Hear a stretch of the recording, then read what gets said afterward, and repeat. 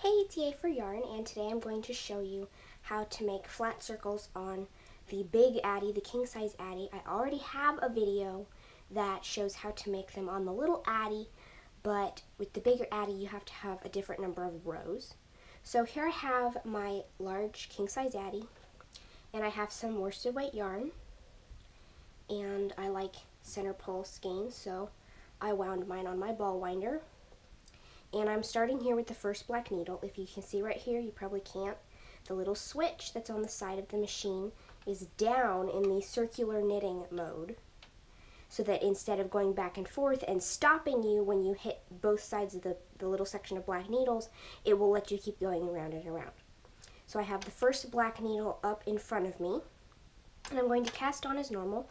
I'm going to hook the yarn in that first black needle, go behind the second one, in front of the third one, behind the fourth one, in front of the fifth one, behind the sixth one, and every odd numbered needle is going to catch that yarn.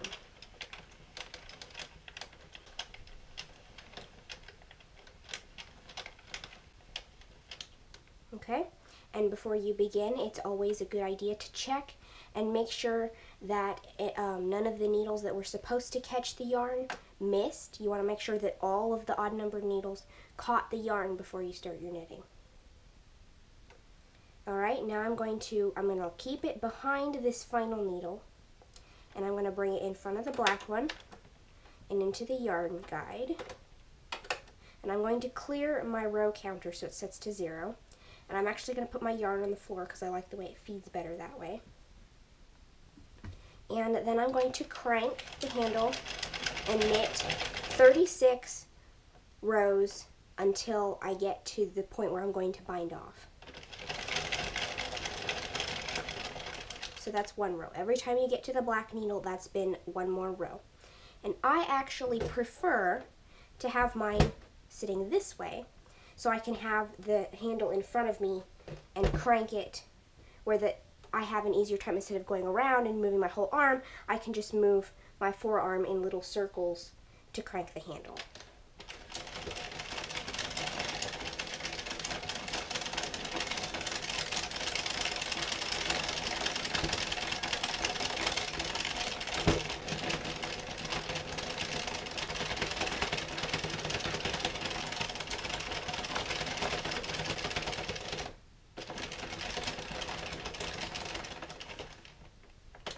Alright, so there's my 36 rows.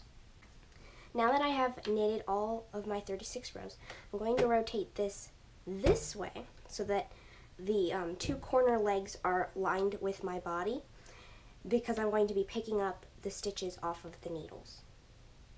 So I'm going to start by cutting the yarn, probably leave about a foot, but you really don't need a whole lot.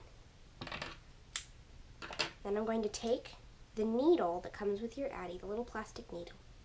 And if you lose yours or break yours, which I have actually broken one already, you can use a regular yarn needle. It's the same thing. And actually this last white needle did not actually pull it through the stitch. So I'm going to make sure that that last white needle actually knits its last stitch. And then I'm going to crank the handle and pick up every stitch off of each needle. And the first few you're going to have to do them individually because there's not enough room, there's not enough stretch because they're stretched out so tight to pick up more than just a few. So I do about the first 5 individually, and then, oh, that one accidentally started to knit my yarn here. Pull that through, and then I just go through with several, and I pick up a whole bunch in a row.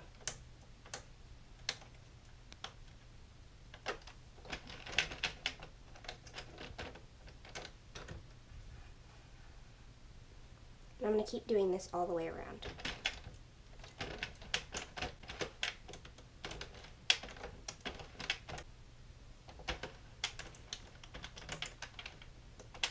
Alright, so now I've picked up all the stitches, and I have my yarn threaded through all of them.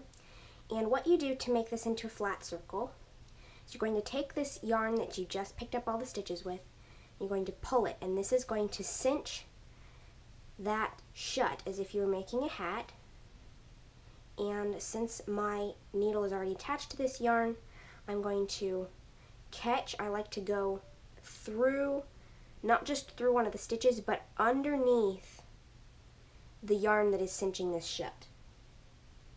And I'm going to insert my needle, wrap the yarn about 2 times, you can do 3 if you want, and I'm going to pull this tighter to make a knot. And before I tighten it all the way, I like to pull and make sure that hole is closed up completely, or as much as it will be, because it usually loosens a bit when you actually close the knot. I'm going to remove the needle from that tail, and I'm going to go find my cast on tail, and I'm going to pull on it until this end also closes up.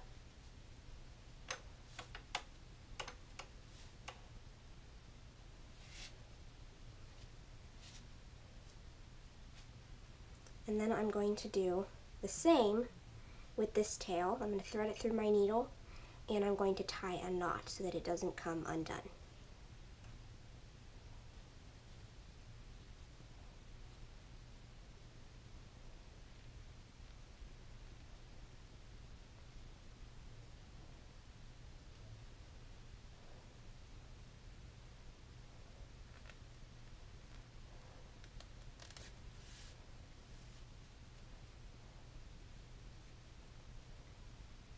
Alright, now that that's done, you're going to stretch out your circle like so, and you want the center, the cinched center on this side to line with the cinched center on the other side. So what I'm going to do to make sure of that is I'm going to stick my needle down through the hole and make sure that it comes up in the other hole.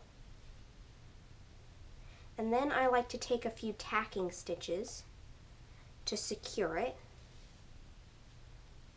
I do usually about 4. I do 1 north, south, east, and west, just to hold the 2 layers together.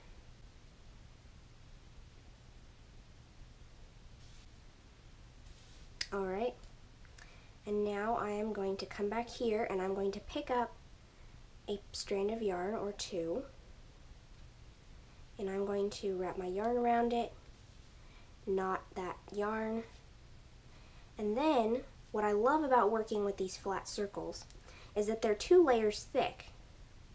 So all you have to do to weave in your ends, as long as you've knotted them well, is slip them in between the 2 layers. And I like to open it up so that I'm not catching either side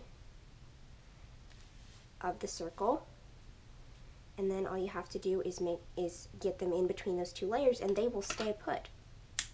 And they are invisible now. So I'm going to get rid of that piece, and then I'm also going to take this tail and feed it in between the layers of my circle. So there you have it. This is how I make a large flat circle on the Addi Express King Size Knitting Machine.